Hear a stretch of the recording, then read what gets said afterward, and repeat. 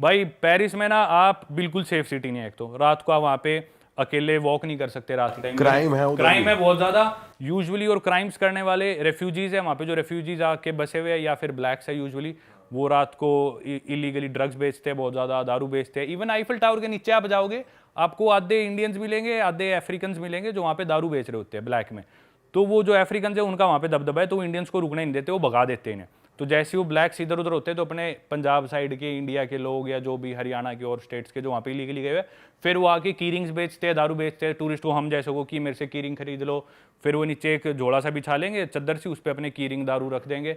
जैसी पुलिस आती है वो लेके भागते हैं। फिर ब्लैक्स को वो दिख जाए कि भी तू इधर क्यों बेच रहा था, उन्हें वो पीटते हैं ब्लैक्स कि भी हमारा इलाका हमारी टेरिटरी है।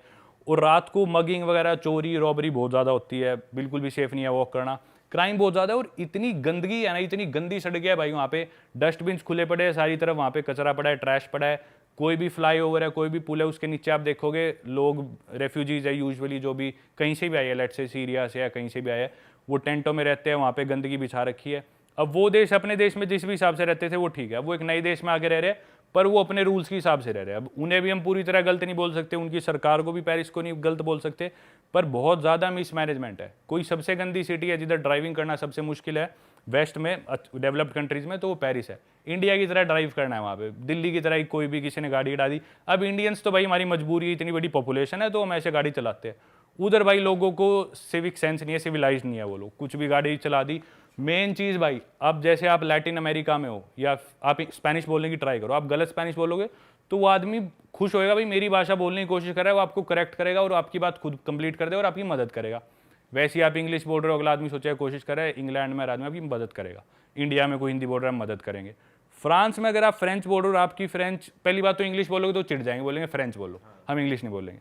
अब फ्रेंच बोलोगे और आपकी फ्रेंच थोड़ी भी गलत है, एक्सेंट ठीक नहीं है, बोलेंगे ठीक से पहले फ्रेंच सीख फिर बात करना। भाई बहुत रूड है फ्रांस के लोग, स्पेशली पेरिस में। यूजुअली बड़ी सिटीज़ में थोड़े ज़्यादा रूड होते हैं, बहुत गंदगी है।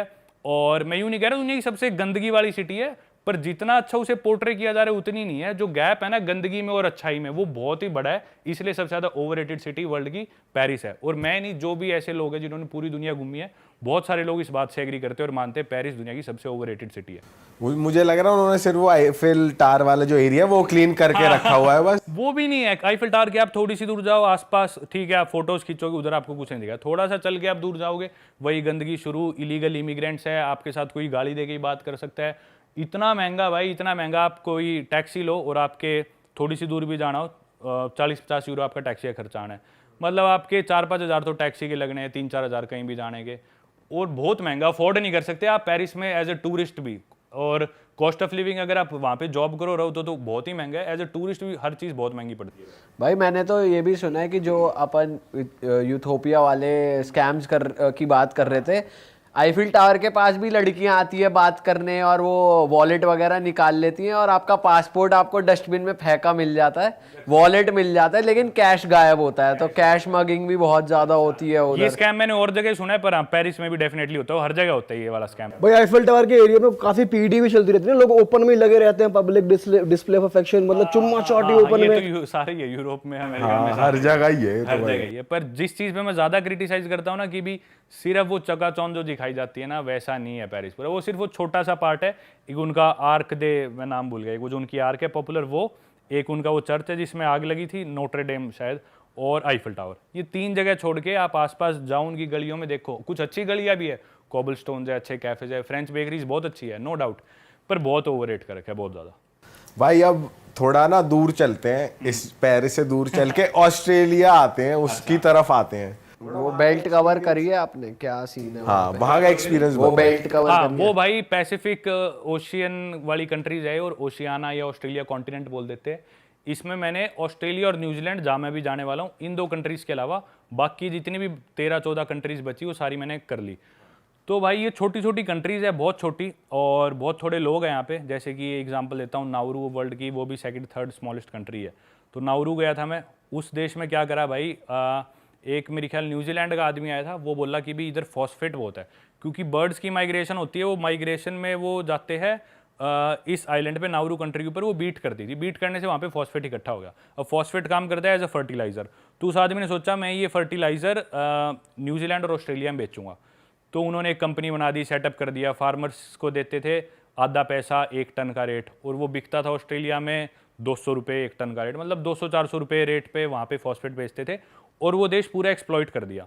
नाउरू जो कंट्री थी वो आज से मतलब 1970s के around, if I am not wrong, exact year में भूल गया, मतलब यूँ मान लो आज से 50 साल पहले दुनिया की सेकंड रिचेस्ट कंट्री थी in terms of per capita GDP. Saudi Arabia number 1, क्योंकि तेल बहुत था उनके पास, कि भी ये कंट्री की पूरी जीडीपी ले और पॉपुलेशन से डिवाइड कर दे हर आदमी की इससे कितनी जीडीपी आई, तो सबसे अमीर सेकंड नंबर पे थी नाउरू कंट्री। भाई इतना पैसा आ गया उनके पास, इतना फॉस्फेट मिला, इतना फॉस्फेट एक्सपोर्ट होने लगा, तो ना लोकल जो भी लोग थे पॉलिटिशियंस वो भी उसमें मिल गए, क्योंकि ब्रिटिशर्स और न्यूजीलैंड और ऑस्ट्रेलिया वाले फॉस्फेट निकाल रहे थे। तो अब वो जब तक रूल पास नहीं करेंगे वो कैसे निकाले, तो पॉलिटिशियंस भी मिल गए, सारा फॉस्फेट उस देश का एक्सट्रैक्ट होता गया, लेकिन उसके बहुत ज़्यादा एनवायरमेंटल कंसिक्वेंसेज हो रहे थे। उनकी जो मरीन लाइफ थी, समुद्री जीव खराब हो रहे थे, धरती उनकी पूरी खराब होगी।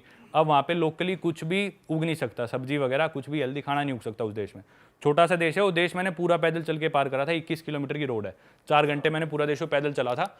और अब मतलब 50 साल बाद वो दुनिया के सबसे गरीब देशों में से एक देश है, क्योंकि पॉलिटिशियंस इतने करप्ट हो गए, उन्होंने सारा देश बेसिकली बिकवा दिया ताकि लोग शोर ना मचाए।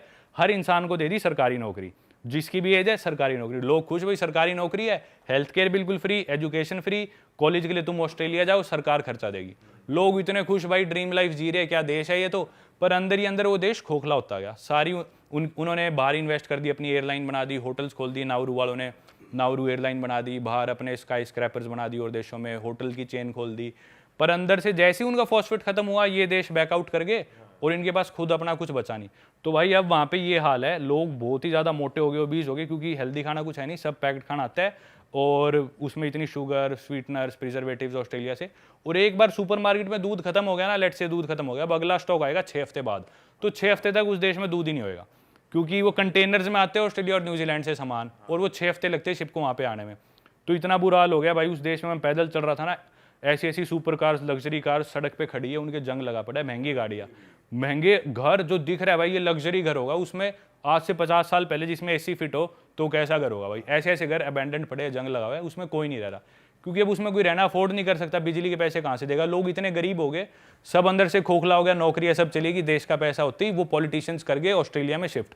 उन्होंने ब्रिस्बेन में जो भी बड़े बड़े लोग थे अपनी प्रॉपर्टीज बना ली, देश को छोड़ गया। भाई वो देश सड़ने लग रहा है, लोगों की हालत बहुत बुरी है, खाने को कुछ नहीं है, गरीबें मर रहे हैं, वो 10-12 हज़ार उनकी पॉपुलेशन है, बहुत बुरा हाल है उस देश में। ये अंग्रेज ना है ही दीमक की तरह, हाँ कहीं भाई। घुस गए तो उसे खा जा देश है साले। हाँ बिल्कुल, चूस लेते हैं भाई ये देश को, जूस निकाल लें पूरा, पूरा। और फिर भगो अपने देश हाँ, और वो बेचारे शरीफ लोग उनका पागल बना के ले गए। तो ऐसा होता है भाई। ऐसी और देश है, एक टुवालू है, वो भी छोटा सा देश है, उससे वर्ल्ड की लीस्ट विजिटेड कंट्री कहा जाता है। वो बस समुद्र के अंदर एक बस सीधा सा देश है, वो किसी भी दिन बड़ी लहर आई वो देश डूब जाएगा। 2 मीटर ऊपर है वो समुद्र से, बस 6 फुट ऊपर है समुद्र से, लोगों के घर समुद्र से, हर चीज़। और 200 मीटर चौड़ा है वो आइलैंड सिर्फ, उनका वाइडेस्ट पॉइंट तो 400 मीटर चौड़ा है सबसे वाइडेस्ट जो है, पर आमतौर पे 100-150 मीटर चौड़ा है समुद्र के बीच में। कोई भी बड़ी लहर आई वो देश बस डूब जाएगा, यूँ समझ लो, सुनामी या कुछ आए तो गायब है वो। तो ये हाल है उन देशों का भाई। तो अभी विजिट कर लिए तो कर लिए। एक देश समोआ है, उसके बारे में बताता हूँ। द रॉक सब जानते हैं, रिकी देखते थे हम WWE में, एक उमागा आता था वो जो खाता था, तो ये सारे समोआ के। द रॉक का नाना समोआ का था। तो समोआ कंट्री है वो, उधर का एवरेज वेट एक मेल का 105 किलो है। तो हर आदमी भाई, मतलब मैं एक आम इंडियन से साइज में बड़ा हूँ, पर जब मैं उस देश में लैंड हुए, प्लेन में लैंड हुआ ना, मेरे को यूँ फील होता है मैं एक टूथपिक हूँ भाई। मैं यूं बैठा हुआ था, इतने इतने चौड़े लोग भाई, इतने बड़े अलमारी जैसे लोग, सारे लंबे बहुत लंबे, 6-6.5 फुट उनकी हाइट, और 105 किलो तो एवरेज वेट है, तो 200-250 किलो तक के भी लोग आराम से दिखते थे, कोई वो बात नहीं थी भाई, बहुत बड़े लोग हैं वो साइज में। तो अभी उनकी वीडियोस बनाई थी, अभी चैनल पे आई नहीं, पर अच्छा एक्सपीरियंस था, बहुत ही अनएक्सप्लोर्ड कंट्री, इधर कोई जाता नहीं, तो काफी अलग एक्सपीरियंस था भाई। सीरिया आप अभी जो आईसिस के बाद गए थे आप? हाँ भाई, 2011 में वहाँ पे सिविल वॉर शुरू हुआ। आईसिस तो एक संगठन है, बहुत सारे संगठन है जो वहाँ पे सिविल वॉर चला हुआ है, पावर में आना चाह रहे हैं। तो मेरे ख्याल कई संगठन है, आईसिस तो उनमें से एक है। तो कोई इलाके आईसिस कंट्रोल कर रहा है, कोई सीरियन गवर्नमेंट, कोई कर्दिश फोर्सेज, अलग अलग फोर्सेज है।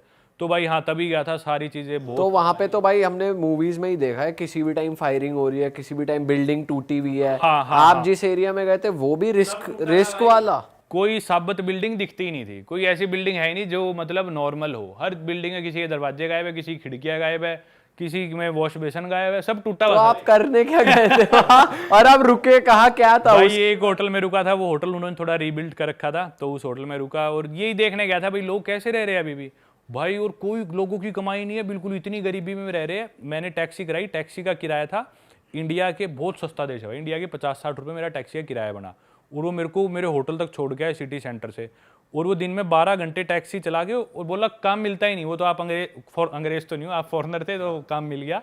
बोला मैं टैक्सी खड़ी करती, मैं फौज में भी नौकरी करता हूँ सीरियन सरकार के लिए।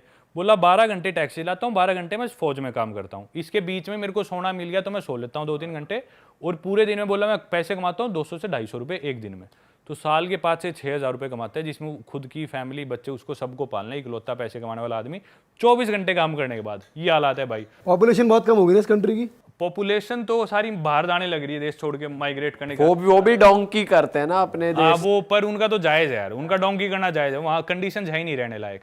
जो लोग भाई रह क्या फायदा डर डर के रहना इसी डर डर के रहना भाई, कुछ नहीं पता। ऐसे ऐसे मैंशंस है भाई, लग्जरी विलास मैंशंस खाली पड़े हैं, लोग छोड़ के भागे, क्योंकि कभी भी आए गोली मार के मार जाएंगे वो तो। भाई ये जो गैंग्स या ऐसे साले वहाँ करना क्या चाहते हैं, जहाँ लोग ही नहीं बचेंगे किस पे वो रूल करेंगे? भाई वो एरिया टेरिटरी का कंट्रोल है, वो चाहते हैं टेरिटरी हमारे अंडर आ जाए, इधर इतना तेल है सीरिया के नीचे, वो फ्यूल हमें मिल जाए, और जो लोकेशन है बहुत स्ट्रेटेजिक है, ये लोकेशन हमें मिल जाए, आसपास सारी कंट्रीज में हम डोमिनेट कर सके, तो ये इनका कारण है। वहाँ से अमेरिका भी लगा हुआ है, कुछ ना कुछ अमेरिका भी करता रहता है। तो भाई लोगों की कंडीशन जितनी बुरी होए बावजूद भी, मतलब रोटी उनको यूँ नहीं पता शाम को हमें रोटी मिलेगी या नहीं मिलेगी, जेन्युइनली खुद का नहीं, पूरे परिवार का ही नहीं पता शाम को हम क्या पता भूखा सोना पड़े, क्या पता 10 दिन में हम भूख से ही मर जाए, लोगों को ये हालात है। फिर भी भाई दुकान पे जाके मैं चीज़ें खरीदता, बोलते नहीं हम पैसे नहीं ले सकते, आप हमारे मेहमान हो। भाई वो लोग जब ये चीज़ करते हैं ना, बहुत दिल छुआ भाई उस देश में तो।